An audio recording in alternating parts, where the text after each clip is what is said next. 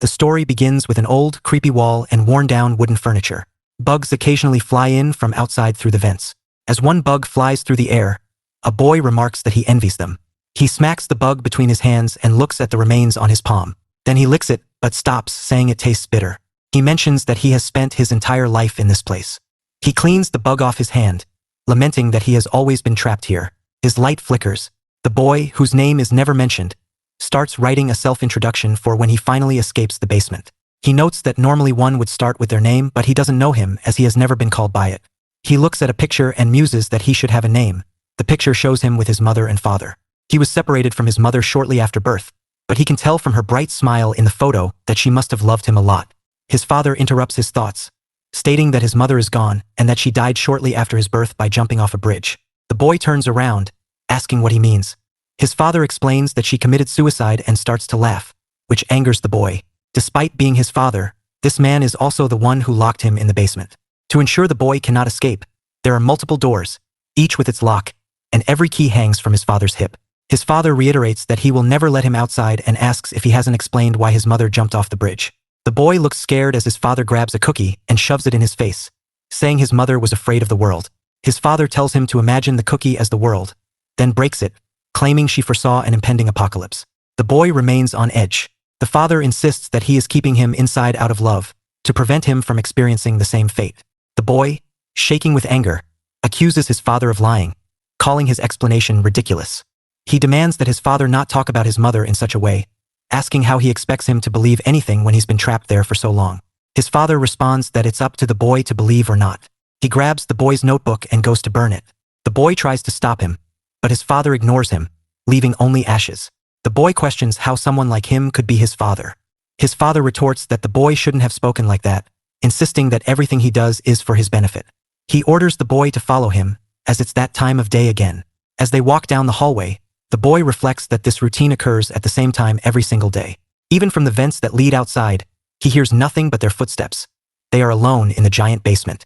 His father writes on the chalkboard, and the boy notes that the routine is always the same, a lecture followed by training. Despite the monotony, one thing helps the boy endure. He smiles at a book, explaining that reading books from the library entertains him. There are many to choose from, but he prefers those describing the outside world.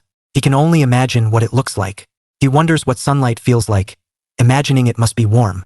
He longs to run through grass and trees, to see what other people look like, and perhaps befriend them.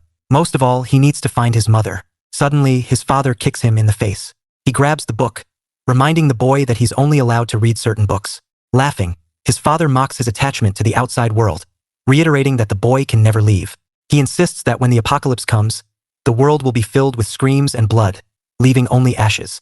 The basement is the only place where the boy can survive.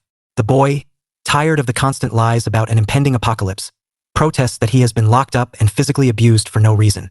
He vows to escape the prison but knows he must wait for the perfect chance. When his father's guard is down, he will seize the keys and flee.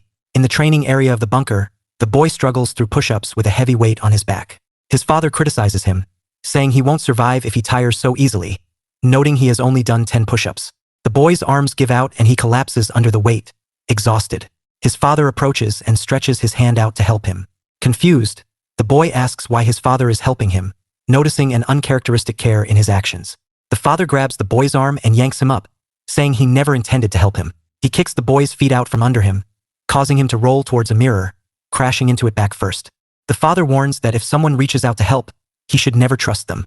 He emphasizes the need to be wary of humans, especially during the apocalypse. This is what he has been training the boy for, and combat techniques are essential for survival, as he must be able to defend himself with just his bare hands. However, he realizes that the boy isn't listening, remaining unresponsive. He calls the boy weak for collapsing and decides to end the training session for the day.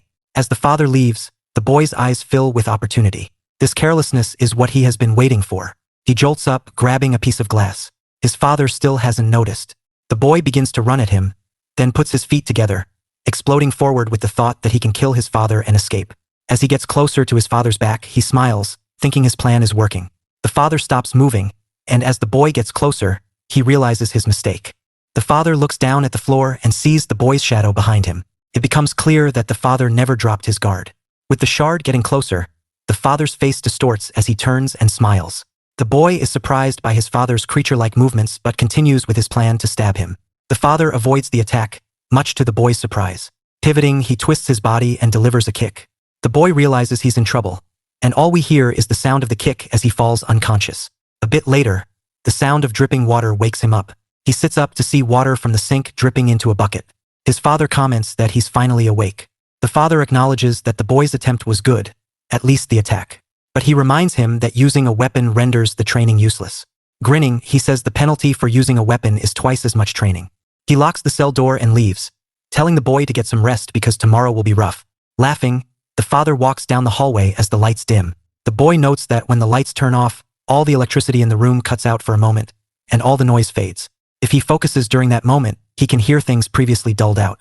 Despite the distance, he can faintly hear the sounds of wheels turning, birds chirping, and a city full of people. From this, he deduces two things. While his father says it's bedtime, it's daytime above ground, and the earth is peaceful. His father's claims of an impending apocalypse are just excuses to keep him locked up. The boy resolves to break out and find his mother. Whenever he asks about her, he's told she's dead, but now he believes it's a lie. He pulls his blanket up, determined to find her. The father walks down the hallway, laughing, when his phone rings. He stops, takes it out and sees it's from someone. His expression shifts to a serious one as he answers, asking what it is, reminding them to contact him only in an emergency. While the boy sleeps, the father listens to that person speak for several minutes.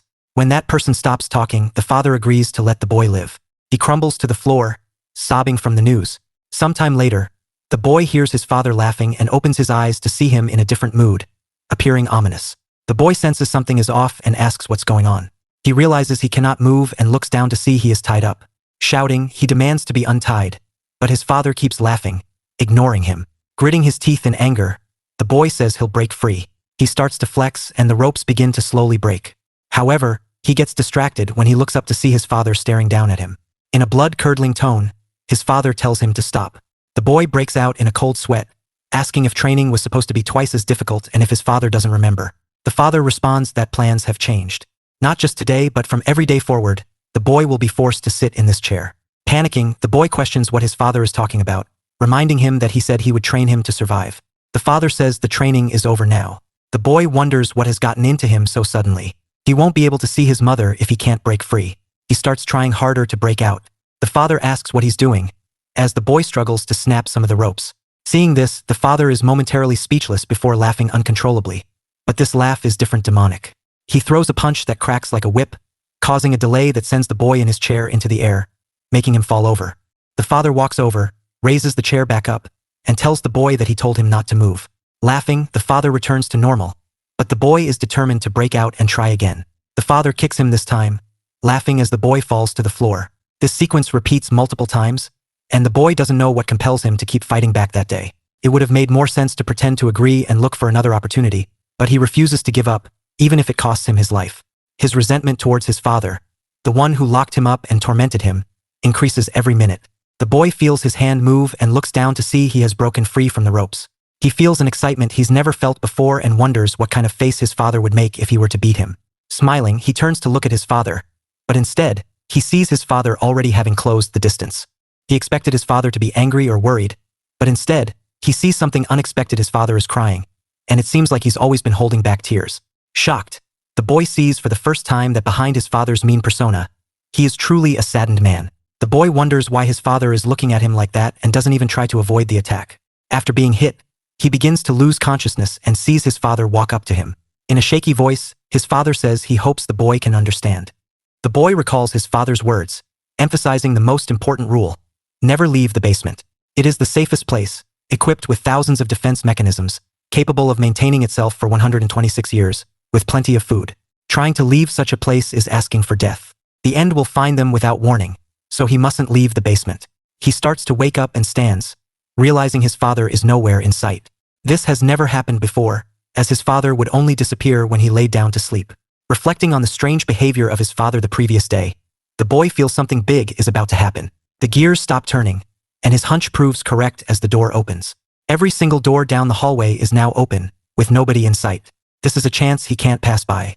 He bursts into a sprint, taking this once-in-a-lifetime opportunity. Running past the doors and through the hallway, he notes that by now, his father would have stopped him if he were here. But since he hasn't, it means he isn't. He keeps running until he reaches a ladder at the end and looks up, saying he's found it. He begins to climb, hoping it's bright outside. As he reaches the top, he removes the cover and hears the sound of cars popping up out of the hole. His eyes are closed due to the brightness, but he slowly opens them and is in complete shock. Before him is a normal cityscape with people walking around peacefully, living their lives. His heart starts to beat loudly. He's finally made it out. A man walks over, asking why he's in the middle of the road. The boy turns, happy to see another person. The man wonders if something is wrong with the boy's head. Realizing it's too early to let his guard down now that he's escaped, the boy resolves to stay vigilant. Realizing his father might notice his absence, the best thing the boy can do now is run and create distance.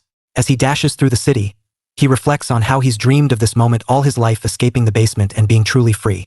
Until a few moments ago, it felt like an impossible task. But even now, it seems odd that the doors just open so suddenly. He stops and ponders why this happened. Maybe it was a system malfunction, but that seems unlikely. His father wouldn't make mistakes like that. It makes him suspect that perhaps opening the door was his father's intention all along. He shakes his head, dismissing the thought. His father was the one who made the rule of never leaving the basement. Looking around, he sees people living their lives as students, kids playing happily, and smiles everywhere. He realizes these could have been his experiences if his father hadn't lied to him. There is no apocalypse, just peacefulness. The boy knew the worries about the end were pointless. While everyone enjoys themselves, the laughter is drowned out by the sound of wings flapping. Only one thing echoes in the boy's head. The end finds them all without warning. Birds fly up into the sky, and everyone looks up in disbelief. A balloon blocks the boy's sight, but as it passes, he sees something in the sky above, beginning to blot out the sun. People start wondering what is going on. The mysterious planet-like thing forms a whirlwind, with multiple formations going straight toward Earth, almost like tentacles. As it gets closer, people begin to panic, suggesting it might be the moon. The boy scoffs, asking if they can't see the bright light emanating from it. Some monsters eye, glaring at them. But it's not just one. The tentacles are thousands of monsters charging together, forming into them. As they approach, the boy recalls his father's warning never to leave the basement. But there is an exception when the basement's location is exposed to the enemy. For some reason, the monsters head straight into the basement before attacking other parts of the Earth. This means that the rule no longer applies. The monsters charge through the basement, crammed inside like sardines, before spreading out on the surface. Initially, the onlookers are paralyzed with shock until one man is picked up by a monster and devoured, his head rolling across the ground. This gruesome sight triggers fear and panic, and people start to scream and run. Some stumble, and among them is a socially unaware kid listening to music. A rock flies in from above, hurled by a giant monster, causing chaos. As if the rock-throwing monster isn't enough, another spiky monster appears, effortlessly slicing people in half. Different types of monsters emerge, snuffing out human lives with ease. A man screams, and the boy watches the horror unfold. People start calling for the police. The boy hears a terrible sound and recalls his father's warning about the apocalypse. The world would be filled with blood and screams, with only ashes remaining. What was once a peaceful street has turned into a scene of horror. The boy sees an enormous monster stomping on skyscrapers. The monster parade cements the fact that their ordinary lives are over. The behemoth's destruction of the city drives home the reality that the world is doomed. Witnessing the devastation, with more monsters descending into the ruins, the boy realizes his father was right all along. He starts to believe his father wasn't lying and that his mother might indeed be dead. Paralyzed with fear, he watches as everyone behind him is engulfed by the wave of monsters. As boy stands there, a hand grabs him and begins carrying him away. It's none other than his father. Boy asks how he found him, but his father tells him to keep running and not to stop. The monsters get closer and closer, turning the man behind boy into a chew toy. The boy starts to pant as he and his father round a corner, only to see even more monsters. Father leaps over a railing, instructing boy to follow him closely. The boy complies, and they start running against the crowd, heading towards a distant bridge. Monsters of all shapes and sizes are eating civilians around them, and some seem to kill for no reason. The boy keeps running, but some people stand by, staring at the monsters. The creatures consume everything behind boy and his father. As they reach further up the bridge, boy turns to see that no people are left behind them. They've all been caught in the monster wave. He tells his father they're catching up, but his father urges him to keep running, insisting it's the only way to leave the city. The bridge spans a giant canyon, likely created by the giant monster. Below them, the monster wave sweeps up everything, but then turns and starts heading up the bridge. Boy alerts his father but then gets stopped in his tracks. A monster has latched onto his foot, squeezing and injuring it. He grunts in pain, realizing that if he doesn't get it off now, he will die. His father pulls up with a car door and uses it to cut the monster's arm off, causing it to scream and fall off the bridge. Boy grasps his ankle, and his father gets close, seeing his foot is decently injured. The bridge begins to shake as the wave charges straight toward them. The boy starts to stand up, but the more he does, the more he realizes the gap between them and the monster seems to be shrinking. No matter how much he runs, he won't be able to escape. He falls over, and as the monsters get closer, he looks up to see his father staring at him. His father tells him to go, saying he can save himself at least. His father begins to take steps away, and boy thinks this is what he expected, as his father always ignored him. He thinks it's over, but his father reaches out his hand, asking why he isn't getting up. The boy is confused, asking why his father isn't just leaving him and running away since he cannot make it far even if he runs. His father tells him he can survive because he has a plan. The boy is surprised, saying there is no way he has a plan. His father looks at him with a trusting face, and boy recalls his father's tears. Then he grabs his hand. His father pulls him away, telling him to run. As boy starts running, he turns to ask what the plan is. He feels something in his hand, and his father yells that there's no time. He needs to escape the bridge now. The boy acknowledges and begins to run. The closer he gets to the other side, the more violently the bridge rumbles. He sees shadows and turns to spot the bridge's beam supports breaking due to the weight of the monsters. The cables snap, and the bridge collapses into the canyon below, taking some monsters and presumably his father with it. Boy stands there, calling out to his father, wondering what happened to the bridge and if his father is okay. He recalls his father saying he had a plan and wonders if this was it. He questions why his father would torture him all his life only to save him now. His legs shake, and he collapses, saying he survived. But now what? What's the point of surviving? Everything he dreamed about in the above-ground life is shattered. There is no peace, no beauty, and his most important goal of meeting his mother is nothing but a dream. He begins to cry, wondering why his father went so far to save him and what he is meant to do next in this hell worse than the prison he grew up in. He recalls his father helping him and giving him a note. He looks at his hand and slowly opens it to see what is written. He stops crying after reading it, staring at the remains of the bridge. But then, a monster starts to crawl out of the cliff. Boy gets scared and turns to run, but feels nothing but pain in his leg. He grabs onto the railing and realizes the monster is getting closer and closer. As they both fall off the bridge, Boy rolls along the ground with the monster also tumbling nearby. Boy tries to stand up, but he can't. His stamina is depleted. The monster starts to sit up, and Boy realizes he cannot run. He starts to think that he is going to die like this, but then his light reignites. He has hope again. He begins to cry while looking at the note, wondering why his father is only now telling him that his mother is alive. The monster stands up. Now that he has something to hope for, Boy's body surges with adrenaline, and he stands up, declaring that he wants to live. He won't give up. He will find his mother. But first, how is he meant to handle this monster in front of him? He recalls a lesson from his father about how humans can't survive without knowledge. The monster charges at him while he remembers his father's words. Even if they survive, it's just a matter of time until they die. The monster lunges for an attack, and Boy asks his father how he is supposed to deal with it. As the fist gets closer and closer to his face, time seems to stop for Boy. His father's voice echoes in his mind, asking if he's forgotten everything he was taught. All forms of countering begin to flow through Boy's mind. He sees the fist, avoids the punch, and jumps behind the monster.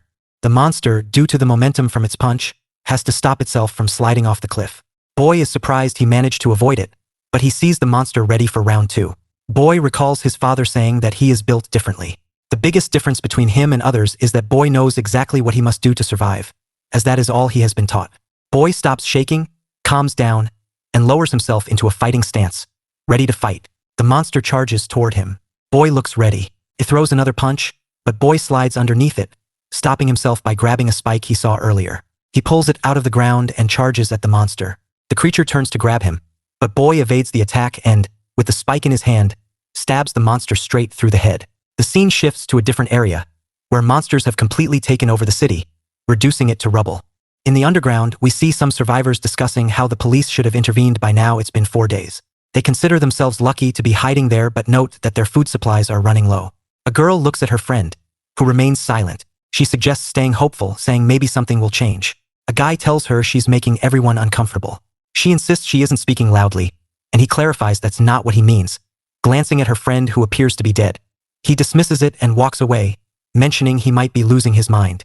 A schoolgirl calls out to him, saying she can't find food anywhere. He tells her they have to find food somehow if they want to stay there. She mentions there's still one place she hasn't checked thoroughly and offers to look again, encouraging everyone not to give up. The man smiles and thanks her, praising her willingness to help despite everyone's exhaustion from guarding against the monsters. He calls her a great kid, but she shakes her head modestly. He emphasizes the need to stay hopeful and try to get everyone out. She is speechless and walks over to two people talking. She asks if they found any food, and they look at each other before pulling out a sandwich they found earlier. The girl rips the bag open, and the other girl tells her to wait, but they start eating it. She asks what they are doing, reminding them they agreed to share the food. The other girl says the boring people made that decision, and they never agreed to it. She argues they ate from the shared portion just yesterday, but the man feigns ignorance. The girl grits her teeth, threatening to report them. The guy stands up, threatening her back, saying they won't stand by and watch. She retorts that it's pointless since they can't catch her, as running away is her forte. The guy starts to approach her, but a scream is heard, causing everyone to freeze in fear. The woman says it came from far away, so they'll probably be okay. The man admits he got scared for nothing, but then notices the schoolgirl cowering on the floor, shivering. He laughs at her, mocking her for being so confident a minute ago yet now too afraid to move. She spots food they've left behind and quickly grabs it before leaving. She returns to the guy from earlier who asks if she checked the area he suggested. She lies, saying she found nothing, even though we see the food hidden in her pocket. Her stomach growls, and he reassures her that what's important is that they are alive, though he isn't surprised she didn't find anything. Suddenly, a monster bursts into the room. The schoolgirl is knocked down but quickly sits up, terrified as she sees the monster behind the man. He crawls towards her, stretching out his hand and begging for help, but she runs away, apologizing. The man calls after her, but she reminds him that she had warned him she wasn't a good person as he gets turned into a chew toy. The couple from earlier also start to run, spotting the schoolgirl heading straight towards another monster. The woman coldly remarks they can use her as bait. The girl dives forward, rolling past the monster's attack and performing an impressive acrobatic escape. The others, witnessing her agility, are then devoured by the monsters. The schoolgirl finally finds cover, exhausted, and collapses to the floor, hoping the monsters leave her alone. She then notices Boy sitting nearby and, thinking he is a corpse, screams and pushes him over. Boy mumbles, and she realizes he is alive. Suddenly, a monster appears in front of them, and she fears it heard her scream. She drags Boy to safety, hiding them both until the monster leaves. Relieved, she sighs, glad to be alive, and then notices Boy is now awake. She screams again, and he jumps back, demanding to know who she is and what she is doing to him. She tries to explain, but Boy, recalling his father's warnings about not trusting anyone, remains wary. She insists she hid him from the monster, but he mutters that his father was probably right about not getting close to humans. Suspicious, he asks how he can believe her. Suddenly, his stomach growls, and he collapses, admitting he hasn't eaten in 5 days since he left the basement and that he's reached his limit. She nervously claims she has no food, though Boy hadn't even asked. The food slips from her pocket, and she begins to sweat. Boy, eyeing it hungrily, asks if it's food. She quickly denies it. Boy, confused but increasingly desperate, remarks that he must have been wrong, but she continues trying to cover up, calling him an idiot for not recognizing food. She starts plotting an escape. Boy calls her a liar, asking if she thought he would believe a human. She realizes she underestimated his suspicion. He declares he can tell it is food and, if she doesn't cooperate, he'll take it by force. Reluctantly, she hands him half, saying it's exactly half and she can't give him any more. He questions why she would share, noting it puts her at a disadvantage.